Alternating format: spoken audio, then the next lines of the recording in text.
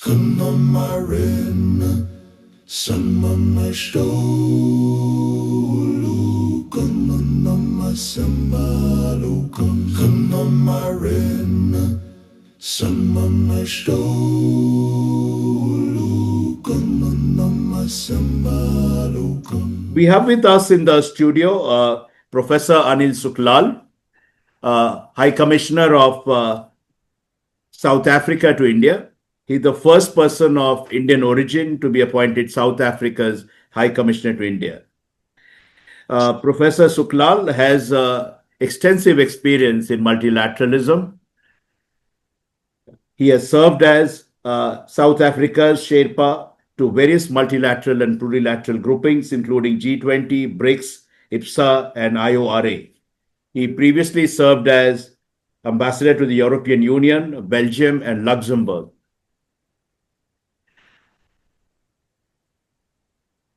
Professor Sooklal, we are barely weeks away. In fact, less than 3 weeks from the Johannesburg Summit, the big G20 Summit, which will complete, which is the last in the cycle, the first cycle, paving the way for another cycle of summits. Now, when we look at the agenda of the Johannesburg Summit, what do you think will be big takeaways from there? Because there is speculation that joint statement is still in a work in progress. But in terms of concrete outcomes, what can we expect? Well, thank you. Thank you, Manish, for having me. It is, yes, indeed a historical moment for South Africa and the African continent to host the summit in Johannesburg later this month. Well, during the beginning of our presidency, we outlined very clearly what our priorities are. And I must emphasize that these priorities build on the previous presidencies of the G20, because the G20 is a continuous process. But we specifically identified a number of key issues that we wanted to prioritize during our chairship. Now, as you know, under the theme that we chose, looking at solidarity, equality, and sustainability, that itself, I think, gives a clear indication of where the focus was going to be during our presidency. Now, under this broad umbrella, we identified several priorities. The first is inclusive economic growth, industrialization, employment, and inequality. Addressing these major issues, as you know, if you look at the global economic climate at the present time, it is very unevenly distributed within countries and between countries. And in recent times, where we have new challenges on issues pertaining to global trade and investment, this theme has become very pertinent. How do we address the issues of economic growth in being inclusive? Mm-hmm. So we hope that all of the meetings that have been held thus far, including the trade ministers meeting, finance ministers meeting, and the various work streams, would have cascaded into key outcomes in terms of addressing the issue of inclusive growth. Industrialization is critical for the African continent and I believe for the developing world as a whole. It has been part of the G20 agenda for a number of years, but we wanted to bring sharp focus on this, especially as it pertains to the African continent. Now, employment is a major challenge. In South Africa, where the unemployment rate is quite high, especially amongst youth. But this is true of the African continent and I believe across nations of the global south. So how do we create decent employment, especially given new challenges like new technologies and artificial intelligence, which impacts on traditional employment modes? And of course, the issue of inequality. Inequality within countries and between countries is not getting better, it's actually getting worse. And I believe this has been a major focus that we have addressed. The issue of food security has been on the table of G20 presidencies in the past, especially during India and Brazil's presidency, but it continues to be a major challenge, especially the African continent, which is a net food importing continent. And given the challenges around the Russia Ukraine situation, COVID, uh, which all impacted on food security, especially we saw shortages of fertilizers. Uh, that was a direct result of the Russia Ukraine situation, the COVID pandemic, and the impact it had on agricultural yields and the disruption to food supply chains. All of this has impacted negatively. So we are confident that some of these challenges would be addressed effectively and there would be positive outcomes. Thirdly, the issue of artificial intelligence and how do we harness artificial intelligence for innovation and sustainable development. Artificial intelligence impacts on the lives of every nation, on every individual, but we don't have a coordinated approach in terms of looking at the opportunities while collectively addressing the challenges that AI brings. So this has been also one of our key focus during our presidency, and we hope that we would make progress in collectively addressing the issues on the table and the opportunities.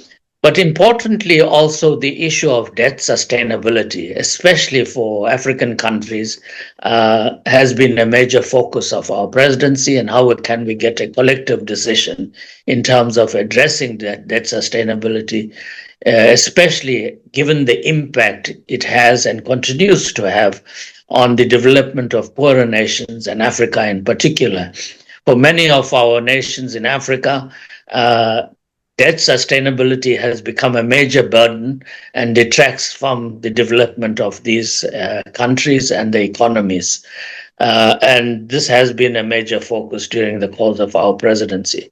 And of course, the fact that the G20 is being held on African soil for the first time gives us an opportunity to also highlight issues pertaining to the African continent. And I think we have consistently, during the course of the year, throughout all of the ministerial meetings as well as working groups, integrated the issues of Agenda 2063, the issues of the African Continental Free Trade Agreement, and the developmental challenges facing Africa, as well as issues pertaining to access to technology, our industrialization drive, as well as capacity building and the capacity constraints we face.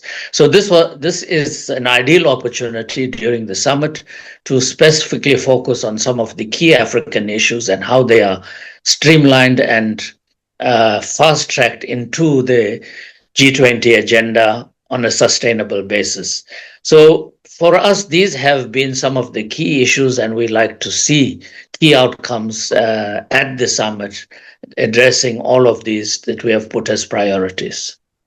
The Johannesburg summit, as you said, will put spotlight on the African continent itself, the first G20 summit happening on the African soil. And also it will be a continuation of, G20 presidencies focused on Global South.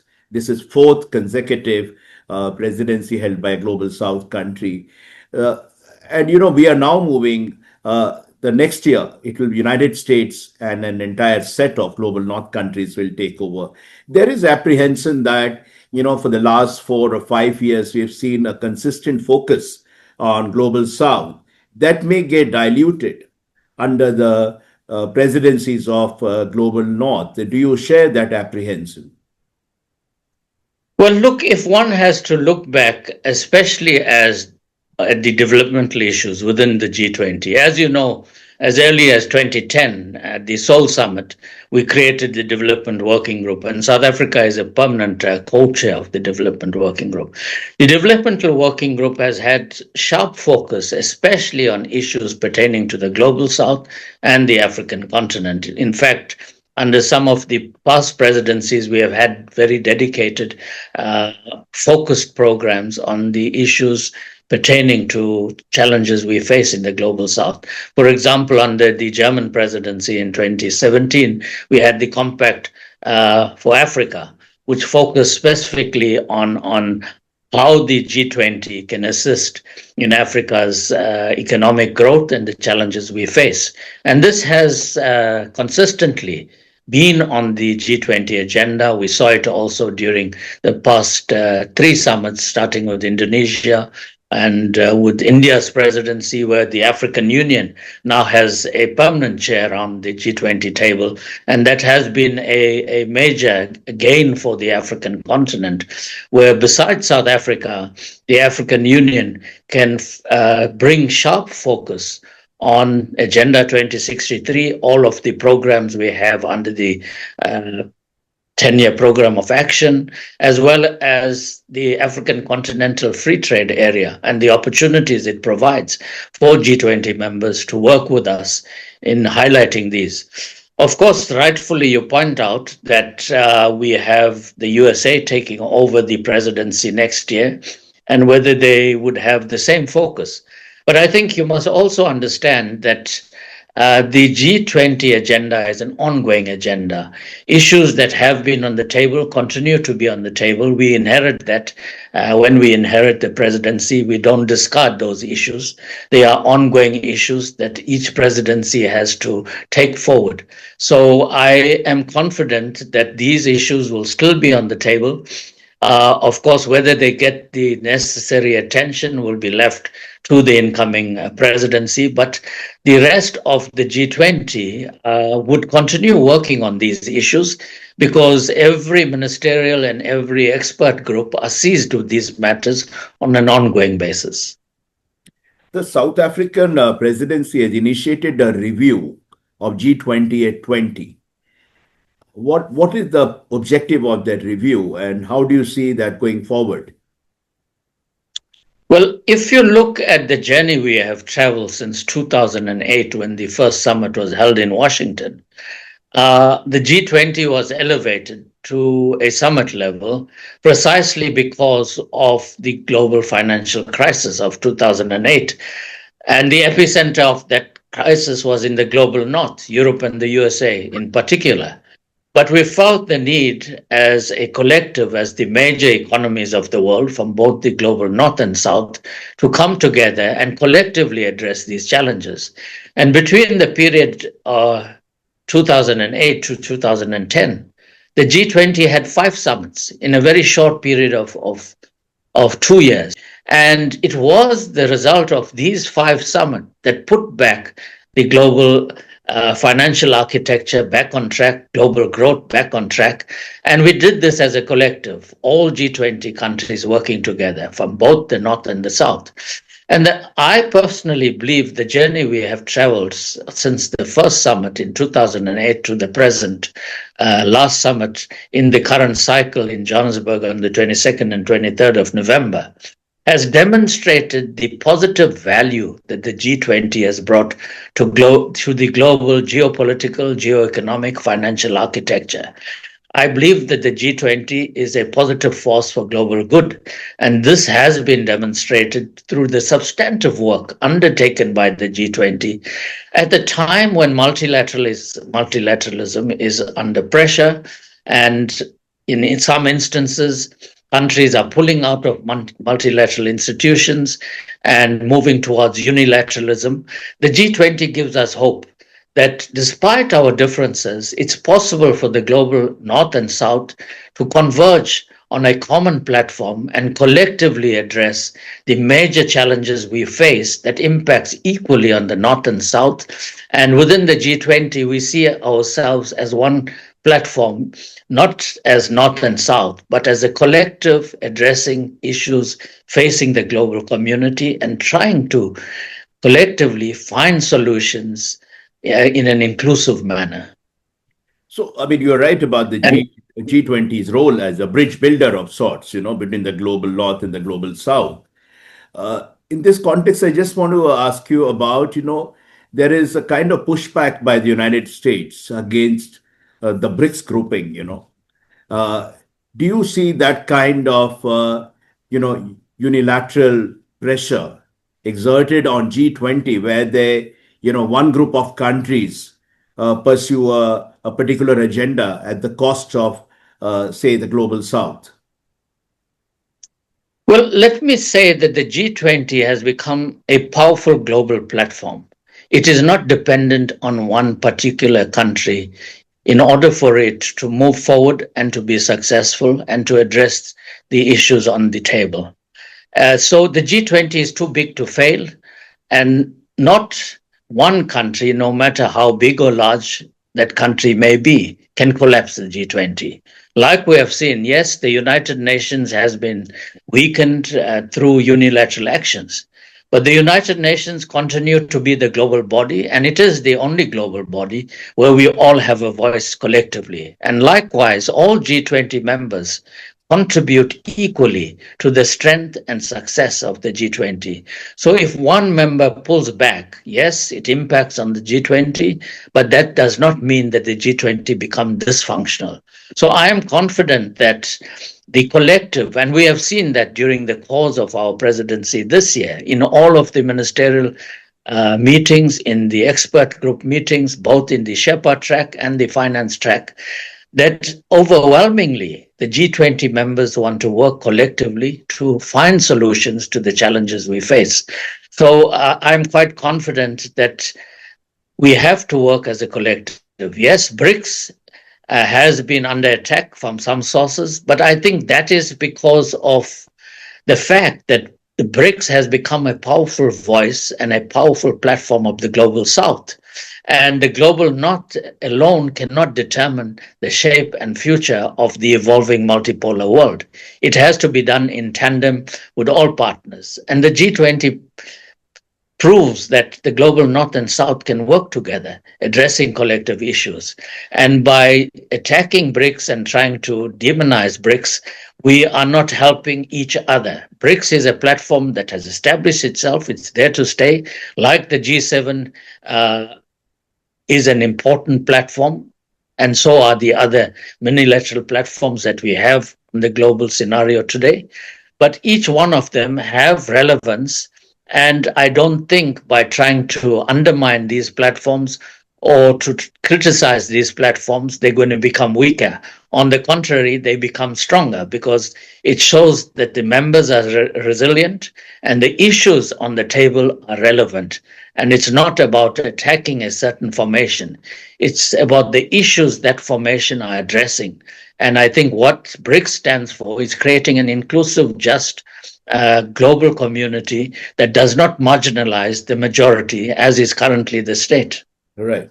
One last question, which is on India-South Africa cooperation, both bilaterally and within the multilateral framework. What are your expectations from India, as insofar as South Africa G20 presidency is concerned? How are the two countries working on this? Well, India and South Africa firstly have strong bilateral relations underpinned by a common history. And India was a very important partner for us in our liberation struggle. It was India that brought global attention to apartheid as a crime against humanity when they raised this at the United Nations, the first country to do so, the first country to apply sanctions against South Africa. So India has walked with South Africa during the dark days of our struggle. And India was one of the first countries to establish full diplomatic relations with South Africa. And that is why President Mandela visited India very early, soon after he was released from prison, to come and thank the government and people of India for the role you played. So we have a very solid bilateral relationship. But on the multilateral front, we have been solid partners as well. We have worked in established global south platforms very much in tandem in bodies such as NAM, the G77, and more recently within formations like IPSA, the India, Brazil, South Africa Trilateral Partnership, within BRICS, within BASIC in the climate change negotiations, and within the G20. Now, we worked very closely with India during its presidency of the G20, and India has worked closely with us during our current presidency of the G20. So we see India as an ally and a like minded country that will work closely to ensure the success of the Johannesburg summit. We have been given that assurance, and we are very pleased that we'll have Prime Minister Modi visiting South Africa. This will be his fourth visit since assuming the prime ministership of India, and that also demonstrates the strength of this relationship.